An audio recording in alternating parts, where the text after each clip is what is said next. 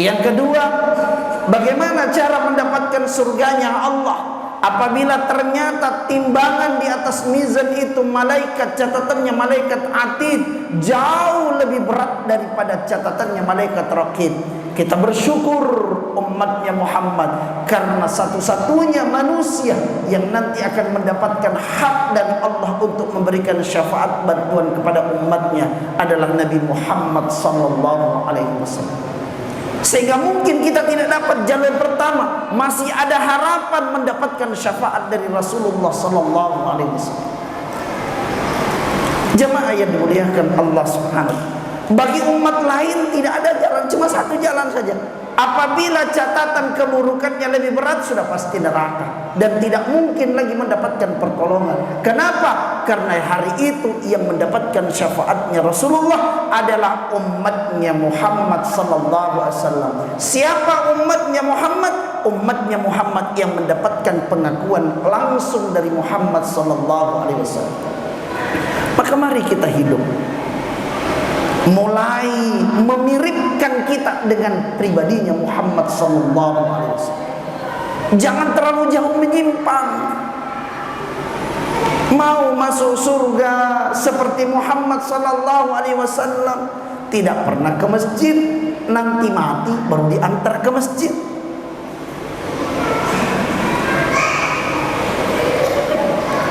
Mau masuk surga seperti Muhammad sallallahu alaihi wasallam, bisa baca Quran, bisa belajar Al-Quran, tidak pernah mau baca Al-Quran, nanti mati baru dibacakan Al-Quran.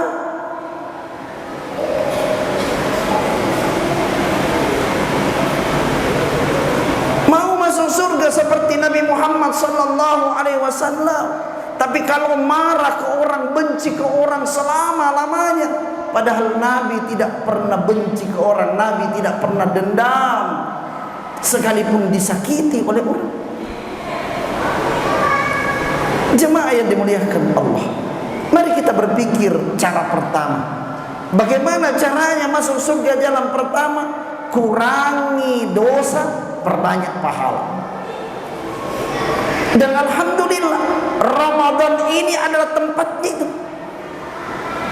Ramadan ini bonus dari Allah, bukan cuma pahala yang berlipat ganda, tapi ampunannya Allah juga berlipat ganda di bulan Ramadan. Makanya Bapak Ibu, kita malu sama Nabi Muhammad sallallahu alaihi wasallam. Dalam riwayat diceritakan Nabi istighfar 100 kali sehari, sekurang-kurangnya 70 kali sehari Nabi mohon ampun kepada Allah Subhanahu wa ta'ala. Apakah Nabi banyak dosa?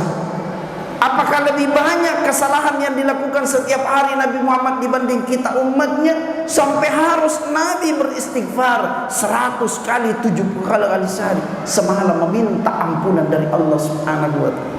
Tidak. Masih lebih banyak kita. Dan harusnya kita malu kalau kita yang bergelimang dosa ini kemudian tidak ada waktu untuk memohon ampunan Allah Subhanahu wa ta'ala. Bapak Ibu, sekarang dosa ini tidak dicari. Dosa datang ke kita. Tidak usah kemana-mana Pak.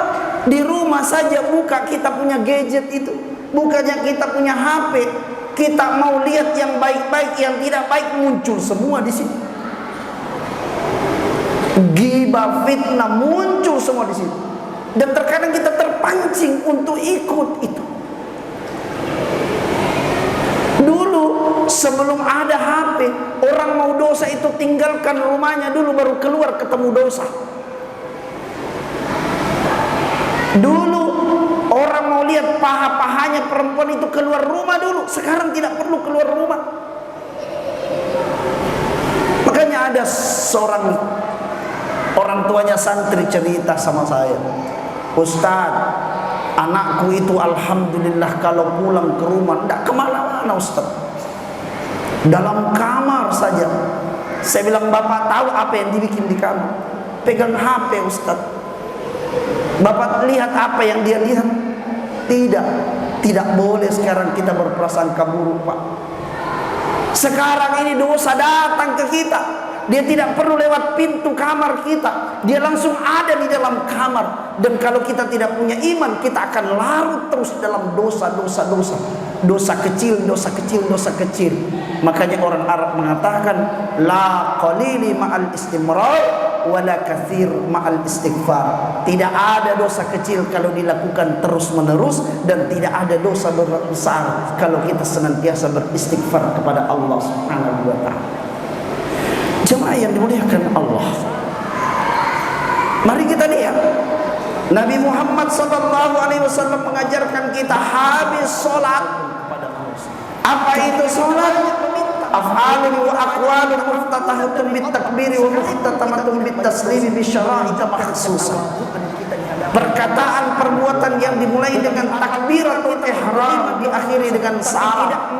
Tidak ada kata-kata tidak baik di situ. Semuanya sejak kita takbir sampai salam, maka itu semua kalimat-kalimat yang mengandung pahala. Tapi lihat Nabi ajarkan, begitu kita assalamualaikum, assalamualaikum, maka Nabi ajarkan yang pertama untuk ucapkan adalah tidak akan masuk surga, kata Rasulullah. Mohon ampunan Allah. Lalu muncul pertanyaan, dosa apa yang kita lakukan di sholat? Kok langsung suruh istighfar Allah? Iblis diusir dari surga karena Allah terlalu bukan karena tidak pernah sholat, dalam sholatnya ada dosa.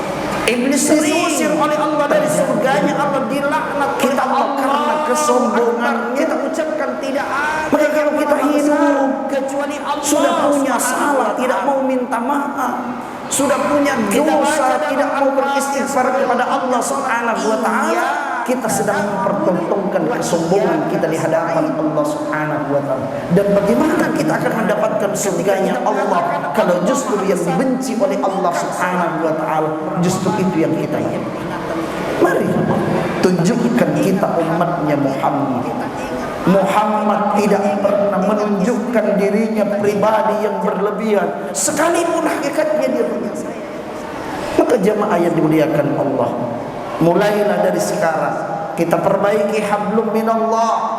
Bagaimana caranya? Laksanakan apa yang diperintahkan Allah, tinggalkan apa yang dilarang oleh Allah Subhanahu wa ta'ala. Banyak-banyak mohon ampunan Allah Subhanahu wa ta'ala.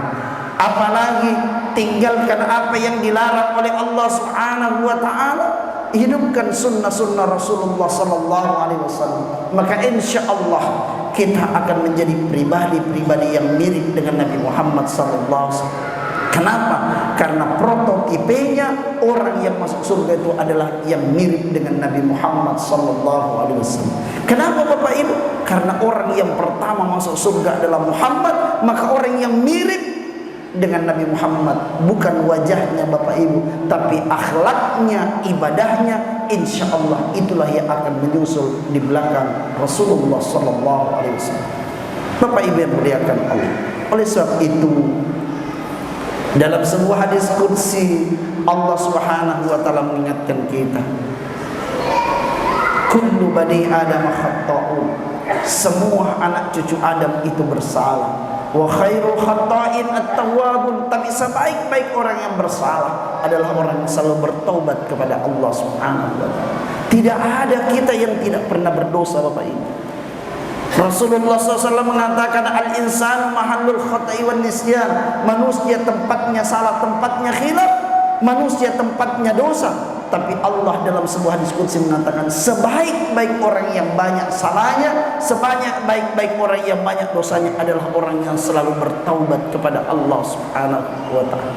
Jamaah yang dimuliakan Allah, semoga Allah Subhanahu wa ta'ala senantiasa menuntun kita dengan hidayahnya, agar apa yang kita lakukan di sisa-sisa umur kita adalah semua yang bermanfaat untuk diri kita, untuk masyarakat, untuk umat kita, sehingga saat nanti kita kembali kepada Allah Subhanahu wa ta'ala, kita akan kembali dalam ridha Allah Subhanahu wa ta'ala, dan insya Allah dengan ridha itu kita akan mendapatkan surganya Allah. Sebagaimana doa-doa yang diajarkan, zikir-zikir wiridan yang diajarkan Nabi Muhammad SAW di bulan Ramadan. Allahumma inna nas'aluka ridhaka wal jannah wa na'udzubika min sakhatika wan nar.